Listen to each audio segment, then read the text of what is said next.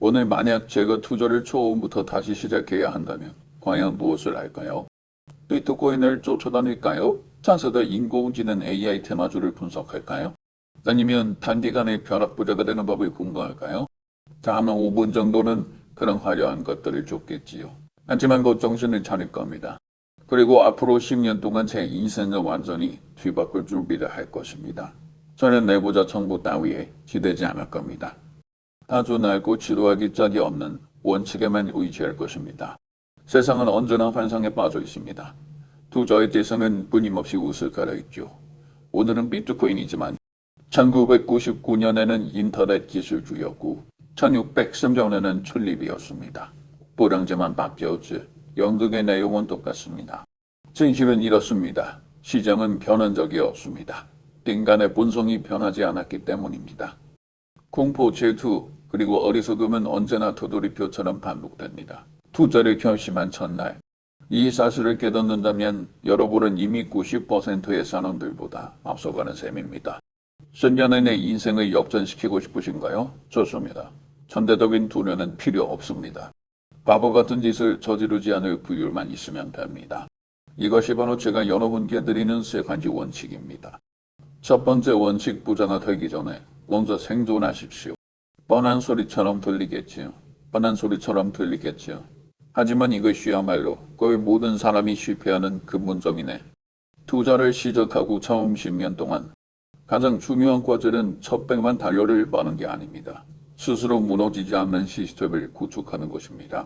지금 당장 여러분의 삶에서 두 가지를 잘라내야 합니다. 첫 번째로 잘라내야 할 것은 빚입니다. 저는 대공황 시대를 겪으며 천에서 날 자랐습니다. 경제도 짤끔한 고우 속에서 자란 세대가 아닙니다. 저는 빚 때문에 품이 있던 사람이 어떻게 모든 것을 잃는지 똑똑히 목격했습니다. 농작물 가격이 폭락해 대출금을 갚지 못하자 은행으로 로더를 받습니다. 은행인 당신이 얼마나 노력했는지 관심 없습니다. 오직 제때 돈을 갚을 수 있는지만 따집니다. 못 갚으면 나가야죠. 그건 이론이 아닙니다. 제 뼈에 사무친 기억입니다.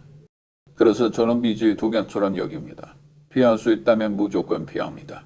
여러분이 오늘 투자를 시작하려 할 때 세상은 온갖 그럴듯한 이름으로 빚을 기회라고 포장해서 팔 겁니다. 가짜금 대출로 미래에 투자 안 하고 신용카드로 지금 까마할 수 없는 폼이 있는 삶을 살라고 자동차 할부로 남들만큼 성공했다는 걸 치며 심지어 소비 대출을 받아 투자 기회를 잡으라고 유혹합니다. 여러분은 이걸 레버리지했죠. 제가 말씀드리죠. 그건 여러분의 몸을 조르는 올감입니다. 레버리지는 속도를 줄 뿐 통제력을 주지 않습니다. 만약 앞이랑 떨어지라면 그 속도가 여러분의 목숨을 앗아갈 겁니다. 월급이 통장에 지치기도 전에 광고의 소비에 대한 이자로 빠져나간다면 여러분은 자유인이 아닙니다. 은행의 노예가 된 겁니다. 아니오라고 말할 권리를 잃은 겁니다. 증오하는 직장을 그만둘 수도 없고 기회가 왔을 때 모험을 걸 수도 없습니다. 그러니 첫 번째 원칙의 시작은 이것입니다. 투자를 배우기 전에 빚지지 않는 법부터 배우십시오. 여러분의 돈은 단 한 푼이라도 자유를 되찾는 데 써야지. 어제의 어리석음을 갖는 데 써서는 안 돼. 종잣돈 본전조차 없는데 미래의 돈을 끌어다 쓸 자격은 더더욱 없습니다. 두 번째로 잘라내야 할 것은 질투입니다. 빚이 재무적인 독약이라면 질투는 정신적인 독약입니다. 저는 질투가 모든 죄악 중에서 가장 어리석은 것이라고 말해왔습니다. 심지어 유일하게 아무런 즐거움도 두지 않는 죄악이죠. 하지만 초보 투자자를 가장 빨리 파멸시키는 도구이기도 합니다. 오늘 투자를 막 시작해서 가진 돈이 별로 없다면 저건 부끄러운 게 아닙니다. 진짜 부끄러운 건 이런 겁니다. 스마트폰을 켜서 옛 친구나 직장 동료나 새 차를 샀거나 들어보지도 못해로 큰 돈을 벌었다는 소식을 보고 참을 수 없어 하는 것 말입니다. 왜 내가 아니지? 네가 아니지? 라고 묻는 순간 여러분은 중독된 겁니다. 자신의 자선을 쌓는 일에 집중하지 못하고 기회를 놓칠까 봐 두려워하게 되니 즉아마 수동으로 쫓아다녀서 스스로 똑똑하다고 착각합니다. 친구가 돈을 벌었다는 이유만으로 전혀 모르는 분야에 돈을 쏟아붓습니다. 결국 파티가 끝날 때쯤 도착하는 바보가 될 뿐입니다. 저는 수많은 거품을 겪었습니다. 1999년에 인터넷 관품대, 의사, 변호사, 엔지니어처럼 똑똑하다는 사람들이 기회를 놓칠까봐 전전긍긍할 뻔했습니다. 아무것도 모르는 20대의 젊은이들이 하루아침에 변화부자가 되는 걸 보며 질투에 눈이 멀었죠. 이번엔 다릅니다, 찰리. 저는 대답했죠. 다른 적은 단 한 번도 없었네. 결과는 어땠을까요? 2002년이 되었을 때 억울한 당시에 자기 돈을 잃는 기회뿐이었습니다. 질투는 시장에 미쳐 날뛰는 아수라장으로 만듭니다. 무덤의 낭떠러지를 향해 도진할 때 그 속에 섞여 있지 않은 게 상책입니다. 그저 본고구이 되지만 않으면 됩니다. 친구가 신기술 투자로 100만 달러를 버는나요? 축하해 주십시오. 그리고 여러분의 삶을 사십시오. 남의 점수판을 쳐다보며 살지 마십시오. 그건 절대 이길 수 없는 게임입니다. 두 번째 원칙 단약을 비축하십시오. 살아남았군요. 빚을 청산하고 질투심도 끊어냈습니다. 이제 여러분은 깨끗한 출발선에 섰습니다. 이제 미래 10년 역전 계획에서 가장 지루하고 고통스럽지만 가장 결정적인 단계인 두 번째 원칙입니다. 바로 총알 단약을 모으는 것입니다. 투자의 비결이나 종목 추천을 기대하셨겠죠. 하지만 잔혹한 진실을 말씀드리겠습니다. 총알이 없으면 투자에 대해 논할 자격조차 없습니다. 단약 없는 사냥꾼은 숲속에서 숨어다니는 신세일 뿐입니다. 원칙은 간단합니다. 버는 것보다 적게 쓰는 것. 하지만 왜 90%의 사람들이 여기서 실패할까요? 이치를 몰라서가 아닙니다. 녹정을 근본적으로 착각했기 때문에 사람들은 저축을 아끼는 것이라 겁니다. 틀렸습니다. 저축은 수익원을 사는 행위입니다. 이것이 직원 마인드와 오너 마인드의 결정적 차이입니다. 직원은 월급과 보너스를 받으면 이 돈으로 뭘 살까? 부터 고민합니다. 세차, 비싼 옷, 등사한 처려. 부자처럼 보이지만 실상은 빈털터리입니다. 싸들이는 것들이 죄다 주머니에서 돈을 빼가는 부채이기 때문입니다. 반면 오너 소유자는 이 돈을 어떻게 수유할까? 현금을 창출하는 자산을 사들입니다. 여러분의 저축은 언젠가 쓰기 위한 돈이 아닙니다. 소유권을 사들이기 위한 첫 번째 탄약이죠. 돈을 위해 일하는 사람에서 돈이 나를 위해 일하게 만드는 사람으로 전환하는 시드머니입니다. 오늘 저축한 첫 번째 돈은 여러분 제국의 첫 번째 평소입니다. 또는 직원보다 훨씬 믿음직스럽습니다. 아프다고 평가도 안 내고 야근한다고 불평도 안 하니까요. 하지만 그러려면 먼저 충분한 병력을 모아야 합니다. 왜 대부분이 10년 뒤에도 인생을 바꾸지 못할까요? 의미 있는 주고의 첫 번째 탄약을 모으지 못했기 때문입니다. 초기 자금을 모으는 과정은 가장 느리고 고통스럽고 지루합니다. 보상이 눈에 보이지 않으니까요. 돌이 불어나는 속도가 너무 느려서 마치 여러분의 노력을 비우는 것 같을 겁니다.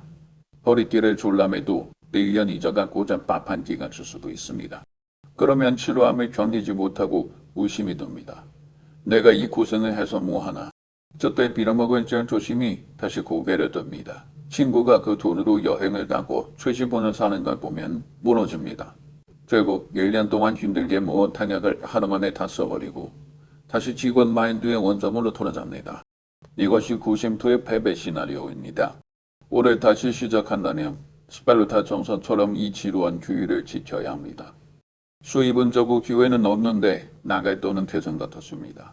하지만 저와 워런 버핏은 알았습니다. 스테이크 한 개를 덜 먹더라도 단약을 모으는 리듬을 절대 깨지 않겠다고요. 똑똑한 사람은 참을 줄 알고 어리석은 사람은 참는 게 힘들다고 불평만 합니다. 예를 들어봅시다. 존과 마크라는 두 청년이 똑같은 월급을 받습니다. 직원 마인드를 가진 존은 자신을 위로한다며 대출로 비싼 차를 삽니다. 월급의 30%가 차, 빚 갚는 데 나갑니다. 겉은 반지를 하지만 순자산은 마이너스입니다. 오너 마인드를 가진 마크는 낡은 중고차를 타거나 더수를 탑니다. 존이 차 빚 갚는 데 쓰는 그 30%로 매달 지루하게 인덱스 펀드를 사모읍니다. 순난이 지났습니다. 존은 여전히 두 번째 차 할부금을 갚으며 부자처럼 보이기 위해 일합니다. 신년간 모은 인덱스 펀드가 거대한 분단이 되었습니다. 그는 이제 소유권을 가졌고 돈이 그를 위해 일하기 시작했습니다. 이것이 두 번째 원칙의 전부입니다. 구두쇠가 되라는 게 아닙니다. 생각의 뿌리를 바꾸라는 겁니다. 저축비를 제국의 자본금으로 여기고 초기 단계에 그 지루하고 긴 시간을 견뎌내십시오. 투자는 기술이지만 저축은 성격입니다. 남들이 소비를 자랑할 때 조용히 소유권을 쌓을 수 있습니까? 여러분은 10년 후 원칙 3의 전장에 입장할 자격을 얻게 됩니다. 세 번째 원칙 현명하게 배팅하고 엉덩이를 붙이고 움직이지 마십시오. 살아남았고 탄약도 모았습니다. 드디어 전장에 섰습니다. 피 땀 흘려 10년간 모을 첫 번째 소유권을 손에 쥐고 있습니다. 이제 가장 중요한 질문입니다. 어떻게 쓸 것인가? 경고하는데 이 원칙은 투자에 관한 것이지만 본질적으로는 투자하지 않는 것에 관한 이야기. 현명하게 배팅하라는 어렵지만 가만히 있는 것은 그보다 만 배는 더 어렵습니다. 먼저 현명한 배팅부터 이야기하죠. 시장을 예측하거나 배박 종목을 찾는 게 아닙니다. 무엇을 하지 말아야 하는지 아는 것입니다. 제가 젊은 시절 저지른 가장 멍청하고 비싼 실수를 피하십시오. 저는 이걸 담배꽁초 투자법이라 부릅니다. 바닥에 떨어진 남들이 버린 쓰레기 같은 주식을 줍는 겁니다. 주가가 90% 폭락한 형편없는 회사지만 장도상으로는 싸 보이고 아직 담배 한 모금 정도는 남았다고 버려야지 라고 생각합니다. 저도 회사 초보짓을 했습니다. 볼티모어에 있는 호치 트레이더라는 백화점에 섰습니다. 자산 가치가 주가보다 높아 보였으니까요. 제가 틀렸습니다. 이 종합은 잔인한 전쟁터였고 이익은 종이잔처럼 얇았습니다. 돈이 더 많고 녹이 좋은 것의 기업과 싸워야 했죠. 저는 곧 배웠습니다. 산쓰레기는 결국 쓰레기일 뿐이라는 것을. 수백만 달러를 날렸습니다. 그때 좋은 기업에 투자했다면 지금쯤 수천만, 수억 달러가 되었을 겁니다. 나가기 낮은 것과 가치가 높은 것을 혼동하지 마십시오. 오로나 저의 인생 최대 전환점은 이 담배꽁초 줍기를 완전히 그만둔 순간이었습니다. 회사가 환상적인데 가격이 합리적인 주식을 사기로 한답니다. 찰리 저는 당신처럼 좋은 회사를 고르는 눈이 없어요. 라고 하시겠죠. 좋은 질문입니다. 저는 짧은 일날 정말 현명한 답을 드리겠습니다. 이 노건단에서 실망스러워 지루한 답입니다. 오늘 제가 투자를 시작한다면 저는 제 탄약의 90%를 가장 단순한 거 하나의 몽땅 털어 넣을 겁니다. 바로 초비용 인덱스 펀드입니다. 네, 그게 다입니다. 시장 전체를 주동하는 인덱스 펀드를 사면 여러분은 즉시 미국, 아니 전 세계에서 가장 우수한 수백 개 기업의 공동 소유주가 됩니다. 누가 제2의 애플이 될지, 테슬라가 될지 고민할 필요 없습니다. 그냥 다 사버리면 되니까요. 국가 경제 전체의 성장에 베팅하는 겁니다. 의미를 알려드리죠. 이 아무것도 안 하는 지루한 행동이 지난 50년간 매일 바쁘게 사고 팔며 똑똑한 전문가들의 90% 이상을 이겼습니다. 그런데 왜 사람들은 이렇게 안 할까요? 조급증 때문입니다. 인간의 본성은 지루함을 혐오합니다. 무언가 행동을 해야만 시장보다 똑똑하다고 증명할 수 있다고 착각합니다. 아니요, 똑똑할 필요 없습니다. 인내심만 있으면 됩니다. 이제 세 번째 원칙의 핵심, 가장 어려운 부분입니다. 인덱스 펀드를 샀습니다. 그 다음은요, 아무것도 하지 마십시오. 돌아가서 일하고 다음 탄약을 모으십시오. 산책하고 책을 읽으십시오. 주식시장이 앞으로 10년 동안 문을 닫았다고 가정하십시오. 복리는 세계 8대 불가사의입니다. 잠도 안 자고 실수도 안 합니다. 요구사항이 하나 있습니다. 휴가는 여러분이 샀다 팔았다 하는 건 복리가 일하는 걸 방해하는 짓입니다. 동반 브로커들의 배만 보여주고 여러분의 계좌에 피를 흘리게 하는 겁니다. 제 평생에 부는 거래에서 오지 않았습니다. 정화 원론의 진짜 부는 가만히 앉아있는 것을 주위엔 와스스스 나왔습니다. 좋은 자산을 사고 1년, 5년, 10년, 20년 그냥 앉아있었습니다. 이건 종교에 가까운 인내심이 필요합니다. 거품이 끼고 이웃이 벼락보다라도 참아야 합니다. 1973년에서 74년 사이 시장이 반 도망갔을 때도 우리는 움직이지 않았습니다. 시장이 미쳐 돌아갈 때 사람들은 우리를 놈들이라고 비웃었지만 우리는 움직이지 않았습니다. 2008년 세계가 무너질 때 우리는 사들이기 시작했습니다. 어떻게 그럴 수 있었냐고요? 내일의 주가 따위는 신경 쓰지 않았으니까요. 우리가 무엇을 소유하고 있는지만 신경 썼습니다. 인덱스 펀드를 가졌다면 여러분은 미국 경제의 미래를 가진 겁니다. 그 미래를 믿는데 왜 당황합니까? 요약하자면 이렇습니다. 만약 제가 우리를 다시 시작한다면 첫째, 생존하십시오. 빛과 질투를 잘라내고 참여하지 않는 시스템을 만드십시오. 단연을 모으십시오. 오너처럼 생각하고 지루함을 견디며 저쪽의 첫 번째 직원으로 만드십시오. 셋째, 현명하게 베팅하고 움직이지 마십시오. 인덱스 펀드로 시장 전체를 산 뒤 시간과 공리가 일하게 두십시오. 빠른 길은 없습니다. 작은 자본은 물리적으로 겸합니다. 지루함이 짝이 없죠. 법에서도 5년에도 1946년에도 1900년 뒤에도 통할 것입니다. 이것은 시장 예측이 아니라 인간의 본성을 이기는 법에 기초하고 있기 때문입니다.